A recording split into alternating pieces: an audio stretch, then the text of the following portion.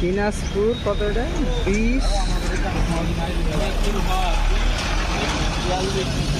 20-42 something একটা দিনাজপুর হ্যাঁ। এই যে গাড়িটা আছে হলো এখানে আমি দেখাই, এটা হলো আপনার পেট্রোল পাম্পের এখানে নদাপাড়া বাস টার্মিনাল এখানে। এটা হলো সিটি হাট সন্ধ্যা। হ্যাঁ সিটি হাট এইখানে পেট্রোল পাম্পের এইখানে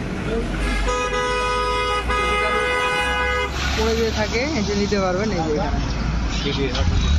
সিটি হাটের এই জায়গায় এখান থেকে এই যে